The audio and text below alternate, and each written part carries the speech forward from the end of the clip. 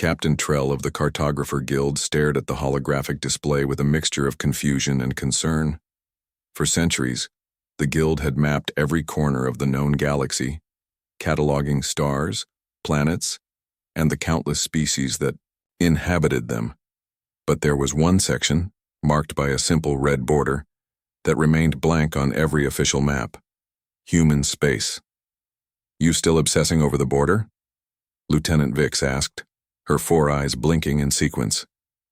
"It makes no logical sense," Trell replied, mandibles clicking with frustration.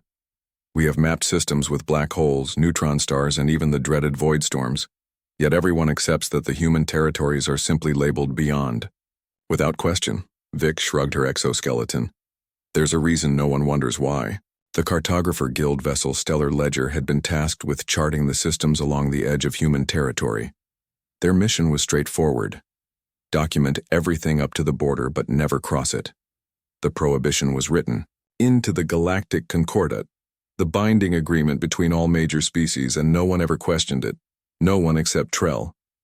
"We're receiving a transmission," the communications officer announced. It's from a human vessel." The bridge fell silent. Contact with humans was rare. They kept to themselves, venturing into shared space only occasionally for trade or diplomatic meetings. Few had ever seen one in person. A face appeared on the main screen: pinkish-brown skin, 2 eyes, a mouth with flat teeth. Unremarkable, almost disappointing in its simplicity. "Greetings, Stellar Ledger. This is Captain Tom of the Earthship Curiosity. We noticed you've been patrolling our border for 3 standard weeks. Is everything all right?" Trell straightened his posture. "Captain Tom, we are merely completing our cartographic duties as assigned by the Guild. We have no intention of crossing the boundary." The human smiled, a gesture Trell had studied but still found unsettling. "No one ever does," Captain Tom said. "That's why we find it interesting when ships linger." Vix nudged Trell. "Sir, we should move on. We've completed our survey of this sector." But Trell couldn't help himself. "Captain Tom, if I may ask, why is it that your space remains unmarked on our charts? What lies beyond the border that the galaxy has agreed not to map?" The human's expression changed subtly. "Just us, Captain Trell. Just humans being humans." After the transmission ended, Vix hissed softly. "You shouldn't have asked that." "Why not? Don't you find it strange that in all our recorded history, no one has ever published what exists in human territory? They're not exceptionally powerful. Their technology isn't dramatically advanced. They don't possess unique resources. Yet everyone treats their space as if it's forbidden." "There's a reason," Vix repeated more insistently.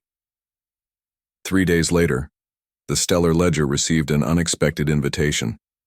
Captain Tom requested that Trell join him aboard the Curiosity for a diplomatic meeting. Just Trell, no one else. Despite his crew's concerns, Trell accepted. His curiosity outweighed his caution. The human vessel was surprisingly plain, functional, clean, without the ornate designs common to most galactic civilizations. Captain Tom greeted him personally, leading him to a simple meeting room. "You've been asking questions," Tom said, offering Trell a seat, "about why no one maps our space." "It defies logical explanation," Trell replied. "Humans aren't conquerors or warriors. You're not known for aggression or territorial displays. Yet every species respects your borders with an almost religious devotion." Tom nodded slowly. "Have you ever heard of the Marath?" "No." "The Delvians? The cloud consciousness of Regulon? The crystal minds of the hegemony?" Trell shook his head at each name. "Of course not," Tom said quietly. "Because we dealt with them, and we dealt with them thoroughly, not out of malice but necessity." Tom activated a display on the table. It showed a 3-dimensional map of human territory. Hundreds of star systems, thousands of planets, all teeming with human settlements.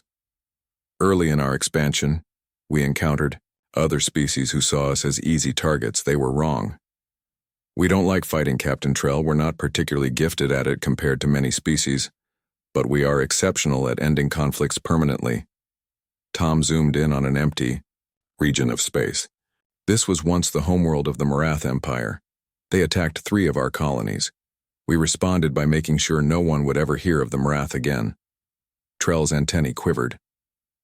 You eliminated an entire species? No, Tom said firmly. We relocated them. Their entire civilization lives comfortably on a planet deep within our territory. Their descendants will never know the stars, but they live. That's our way.